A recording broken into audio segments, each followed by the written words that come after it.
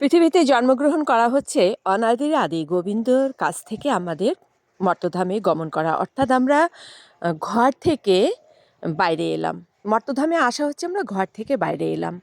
আবার যখন আহ, দিন শেষে সূর্য অস্ত যায়, ঠিক তেমনভাবে জীবন শেষে আমরা আবার ফিরে যাই সেই অনাদির আদি গোবিন্দর কাছে, অর্থাৎ ঘরে ফিরে যাই।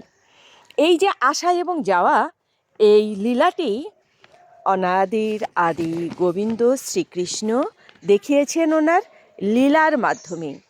শ্রীকৃষ্ণের গোষ্ঠলীলা বলতে ভগবান শ্রীকৃষ্ণ ব্রজধামে যে গোষ্ঠাচারণ করতেন, ধেনু এবং গাভী নিয়ে সারাদিন উনি গোষ্ঠাচারণ করতেন, সেটাকে বলা হয়েছে গোষ্ঠলীলা, কৃষ্ণের গোষ্ঠলীলা। শ্রীকৃষ্ণে গরুর পাল বা গোধন নিয়ে কি করেন? গোষ্ঠাচারণ করেন। সারাদিন সখাদের নিয়ে উনি লীলা করেন, খেলা করেন। এবং এই খেলা শেষে এক সময় উনি কি করেন?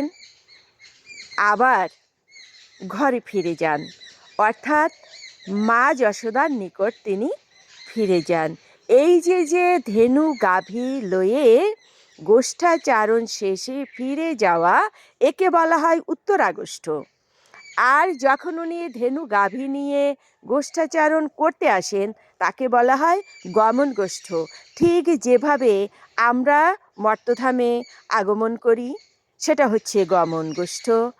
আর সারাদিন কর্ম শেষে ঠিক এমনিভাবে শ্রীকৃষ্ণের মতো ধেনু গাভী নিয়ে যেভাবে মা যশোদার কাছে ফিরে যান বেলা শেষে, ঠিক তেমনিভাবে আমরা সেই জরাজীর্ণ দেহটাকে ত্যাগ করে, অর্থাৎ দেহ ত্যাগ করে আমরা কি করি?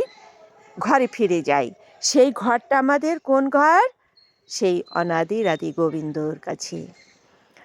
সুধী বৈষ্ণব ভক্তবৃন্দ, গোবিন্দ দেখুন কত সুন্দরভাবে গোষ্ঠ লীলার মাধ্যমে আমাদের এটাই বুঝিয়ে দিয়েছেন যে আমরা একবার গোষ্ঠাচারণে আসি, আবার গোষ্ঠাচারণ শেষে কি করি? বেলা শেষে ঘরে ফিরে যাই। শ্রীকৃষ্ণের এই লীলাটি হচ্ছে গমন গোষ্ঠ আসা এবং উত্তরাগোষ্ঠ যাওয়া। আমরাও তেমনি গোষ্ঠাচরণ করছি। আসুন সতী বৈষ্ণব ভক্তবৃন্দ, সেই অনাদির আদি গোবিন্দকে আমরা প্রতিনিয়ত স্মরণ করি, কারণ আমাদেরও এমনিভাবে কি করতে হবে? ঘরে ফিরে যেতে হবে। সেই ঘর হচ্ছে আমাদের গোলকধাম, ভগবানের সন্নিকট।